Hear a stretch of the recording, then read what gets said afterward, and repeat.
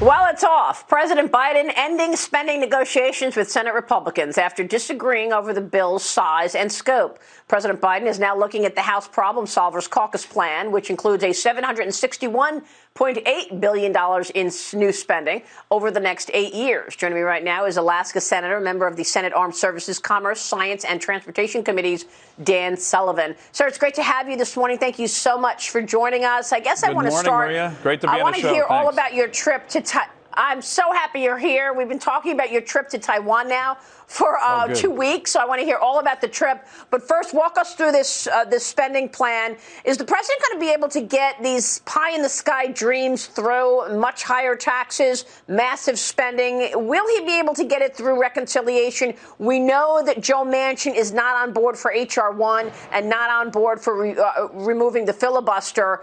Will he be on board to get this through the reconciliation here? Look, I think that's the huge question. I have my doubts, and it's because of the way you described the infrastructure bill. You know, there was a development a couple of weeks ago. I also sit on the Environment and Public Works Committee. 2 weeks ago, we passed out of that committee a 5-year highway bill, very significant infrastructure. And there's a lesson there, Maria, which is if you focus on infrastructure, traditional infrastructure, roads, bridges, ports, which is what our bill did. We had 21 senators agree to that bill. It also had permitting reform, which I'm a huge, passionate advocate for, because as you know, you could do $10 trillion in infrastructure. If you don't have efficient, timely permitting, you're not going to get anything done in this country. So I think that's a lesson. We need to stay focused on those areas in terms of infrastructure, not big pie-in-the-sky Green New Deal ideas that the Democrats are trying to shove in there. I have my doubts that even Democratic senators will support that. Yeah, I mean, is he bluffing to say, look, I'm walking away at this point? And I'm glad you mentioned the permitting, because everybody knows that's the big issue here. You know, nobody's going to invest in transportation and infrastructure if they think they're not going to see a return for 20 years, right? I mean, Jamie Dimon had a story at one point that it took him 13 years to see the bridge that he was investing in actually get built. He walked away. You know, and that's another big issue. If you bring the permitting timelines down to 2 to 3 years, you know this, you will bring huge private sector capital off the sidelines to increase infrastructure spending that's not even the federal government spending. So, look, I think the permitting issues are critical. When you talk to governors, when you talk to mayors, whether they're Democrats or Republicans, they are all in on efficient, timely permitting. We've been pressing, heck, I've been pressing the president and his team on this. I think that's one of the keys to unlocking this infrastructure challenge. Yeah, I mean, look, I don't know how you walk away from a $1 trillion deal on hard infrastructure. I mean, come on, man. You got $1 trillion to put to roads, bridges, and, you know, do it. All right, real quick, I got to get to your trip. You were one of 3 senators who traveled to Taiwan over the weekend to underscore American support for Taiwan. The U.S. also sending Taiwan 750,000 vaccine dosages. Senator, what can you tell us about the trip? What struck you most? Well, look, the Chinese Communist Party obviously didn't like it. They did 2 editorials in the Global Times. They called it a vile provocation. So from my perspective, that meant it was probably a really important, successful trip. But I think one thing that's important to underscore, Maria, we went right after Memorial Day. And it is not an exaggeration to say countries like Taiwan, South Korea, where we also visited, they literally wouldn't exist, these prosperous, dynamic democracies, without the service and sacrifice of tens of thousands of Americans. Every American citizen, when you go to these kind of countries, you can take pride in that. So that's number one.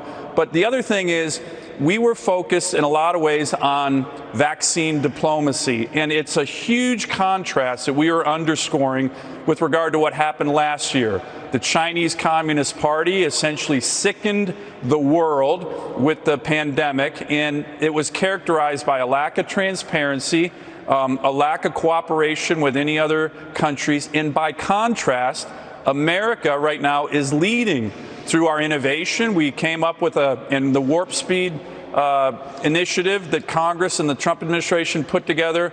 We came up with a vaccine in record time, and now we are working with our partners in an open way to help heal the world. The contrast couldn't be more dramatic, and I think it was an important trip in that regard. Also to just show our bedrock support for Taiwan's democracy and security.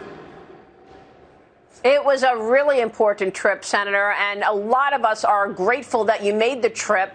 Look, we know that China is making no secret of the fact that it wants reunification with Taiwan. And we're all wondering if it's going to invade Taiwan. We all remember that idiotic apology from actor John Cena. He calls Taiwan a country, and then he comes up with this, a whole speech apology to the CCP, and he says it in Mandarin. I mean, wow, don't even get me started about that. But here's your colleague, Senator Cotton, says, make China pay for COVID now by revoking visas' most favored nation status. Are you in on something like that? Because you just said, look, it sickened the world. It did sicken the world, and we're healing the world. And, many years ago, you might remember in 1995 and 96, Maria, when the Chinese Communist Party threatened Taiwan with an invasion. They shot missiles over Taiwan during their first presidential election. I was a young Marine infantry officer deployed out to the Taiwan Strait during that crisis, and that was a commitment of American resolve and commitment to Taiwan's security. I think we need to continue to do that. And as Senator Cotton mentioned, we need to get to the bottom of what happened with regard to the pandemic last year. It's increasingly looking like this came out of the lab. But the contrast between what we are doing now, the United States leading the effort in healing the world with our innovation, working with our partners, even as the Chinese still kind of send out their junk vaccine to poor countries with strings attached.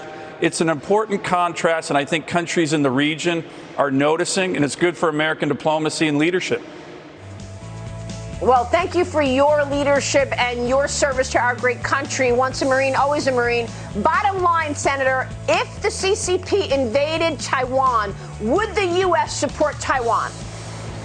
Well, our relationship with Taiwan is ruled by the Taiwan Relations Act. That was the Senate in 1979 taking charge of the relationship, and that act commits the United States to making sure China has the capacity to defend itself, and we're going to continue to do that.